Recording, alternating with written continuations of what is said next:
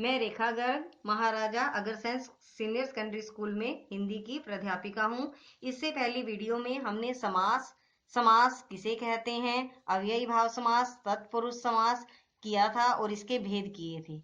अब हम इसके बाद करते हैं द्वंद्व समास। द्वंद्व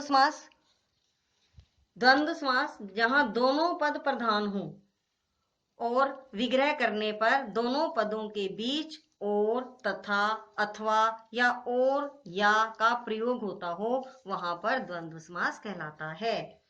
जैसे यहाँ पर और या इनका प्रयोग हो रहा है, तो यहाँ ये पहचान है कि यहाँ पर द्वंद्व समास होगा। जैसे लाभ हानि, लाभ और हानि, माता पिता, माता और पिता, राजा रंक, राजा और रंक, दिन रात, दिन और रात, हवा पानी, हवा और पानी, पाप पुण्य, पाप और पुण्य, दो चार, दो या चार। द्वंद्व समास की पहचान के लिए हमें यह भी ध्यान रखना है कि दोनों पदों में या तो विलोम शब्द होते हैं, एक पद दूसरे का विलोम, जैसे लाभ का हानि हो गया। कुछ आपस में पूरक शब्द भी होते हैं, जैसे माता का पिता पूरक शब्द है। ऐसे ही दिन रात विलोम शब्द हैं। हवा पानी है, हवा और पानी दोनों क्या हो गए, पूरक शब्द हो गए। द्वंद्व समास की पहचान ये भी है कि या तो दोनों विलोम शब्द होते हैं या दोनों एक दूसरे के पूरक होते हैं। कई बार स्टूडेंट्स क्या करते हैं कि जहां पर भी योजक चिन्ह लगा होता है वहां सभी द्वंद्व समास लिख देते हैं, लेकिन ऐसा जरूरी नहीं है। जैसे हम उदाहरण लेते हैं देवासुर, देव और असुर, न्यूनाधिक, न्यून या अधिक।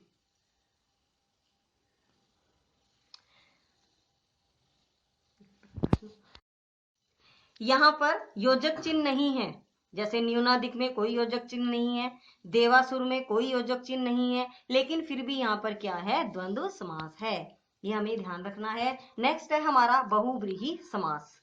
बहुव्रीहि समास, इसकी परिभाषा, जिसमें दोनों पद हैं, दोनों में से कोई भी पद प्रधान नहीं होता, कोई अन्य पद ही प्रधान होता है, किसी अन्य पद के बारे में बताया जाता है। जैसे नीलकंठ, नीलकंठ नीला है कंठ जिसका, किसी अन्य पद की विशेषता बताइए, नीला कंठ, लेकिन बता किसके बारे में रहे हैं, शिव के बारे में बता रहे हैं। लंबोदर, लंबे उदर वाला, कोई अन्य पद, आपस में दोनों पद में से किसी की बात नहीं हो रही, कोई अन्य पद प्रधान है, वहां पर बहुव्रीहि समास होता है। ऐसे हम उदाहरण लेते हैं पीतांबर, पीत है अंबर जिसके, कोई अन्य पद प्रधान। दशानन, दश है आनंद जिसके, किसके, रावण के, अन्य पद प्रधान है। महात्मा, महान है आत्मा जिसकी, किसी महान व्यक्ति के बारे में बात की जा रही है। एक दंती, एक दांत है जिसका, ये गणेश के बारे में कहा गया है। कचक, चक्र पानी, चक्र है हाथ में जिसके, कृष्ण के बारे में कहा। कोई अन्य पद ही प्रधान होता है, वहां पर क्या होता है, बहुव्रीहि समास होता है। कर्मधारय समास और बहुव्रीहि समास, इसमें अंतर है, विग्रह के ऊपर डिपेंड करता है। जैसे हम लिखते हैं नीलकंठ, नीला है कंठ जिसका, कोई अन्य पद प्रधान है तो क्या हो गया, शिव। अगर हम लिखते हैं नीला है जो कंठ, तो नीला रंग कंठ की विशेषता बता रहा है, तो यहाँ पर क्या हो जाएगा, कर्मधारय समास। एक और उदाहरण हम लेते हैं, जैसे पीतांबर, हमने यहाँ पर लिखा पीत है अंबर जिसके, अन्य पद प्रधान है, इसलिए यहाँ पर कौन सा समास होगा, बहुव्रीहि समास। लेकिन अगर हम यहाँ लिखते हैं पीत है जो अंबर, पीला अंबर की विशेषता बताए, तो कौन सा समास हो जाएगा, कर्मधारय समास। ये ध्यान रखना है, विग्रह के ऊपर ही समास का जो नाम है वो डिपेंड करता है। अगर आप विग्रह बहुव्रीहि समास का लिखते हैं तो बहुव्रीहि समास होगा, कर्मधारय समास का लिखते हैं तो कर्मधारय समास होगा। आज आप सभी समास के जितने भी भेद हैं, सबका वर्णन, सबकी परिभाषा याद करेंगे और कॉपी में लिखेंगे। द्विगु समास, जिसमें पहला पद संख्यावाची हो, संख्या का शब्द हो, गिनती का पता चले, वहां पर क्या होता है, द्विगु समास। जैसे हम करते हैं नवरत्न, नवरत्न 9 रत्नों का समूह, यहाँ पर क्या है, पहला पद संख्यावाची आ गया। चौराहा, 4 राहों का समाहार, 4 आ गया, यहाँ पर पहला पद संख्यावाची है। नवग्रह, 9 ग्रहों का, 9 आ गया, संख्यावाची पहला पद है, इसलिए यहाँ पर द्विगु समास है। त्रिलोक, 3 लोकों का समाहार। पंचतत्व, 5 तत्वों का समाहार। पंचवटी, 5 वटों का समूह। दोपहर, 2 पहरों का समाहार। त्रिफला, 3 फलों का समाहार।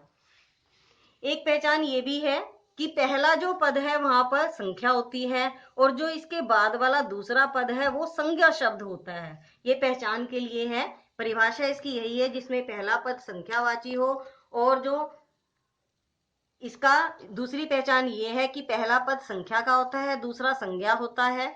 ऐसा भी होता है कि पहला पद विशेषण हो और दूसरा पद संज्ञा हो। हम इसे कैसे भी पहचान सकते हैं, लेकिन इसकी मेन पहचान यही है कि पहला पद संख्यावाची होता है। लेकिन इसके कुछ अपवाद भी हैं, जैसे त्रिनेत्र। यहाँ पर त्रिनेत्र है, पहला शब्द संख्यावाची है, लेकिन ये किसके लिए प्रयोग किया जाता है? ये शिव जी के लिए प्रयोग किया जाता है, तो इसमें द्विगु समास नहीं होगा। ऐसे ही एक दंत, इसमें पहला पद संख्यावाची है, पद तो संख्यावाची है लेकिन यह भी द्विगु समास नहीं है, यह भी, क्योंकि एक दंत किसके लिए प्रयोग किया जाता है? गणेश के लिए प्रयोग किया जाता है। नेक्स्ट है हमारा कर्मधारय समास। कर्मधारय समास जिसमें दूसरा पद प्रधान होता है और दोनों पदों के बीच विशेषण और विशेष्य का संबंध होता है।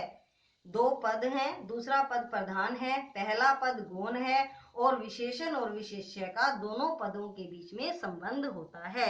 जैसे नीलांबर, नीला है जो अंबर, यहाँ पर नीला रंग अंबर की विशेषता बता रहा है। पीतांबर, पीला है जो अंबर, ऐसे ही एक पद दूसरे पद की विशेषता बता रहा है। श्वेतांबर, श्वेत है जो अंबर, ये भी एक पद दूसरे पद की विशेषता बता रहा है। महादेव, महान है जो देव।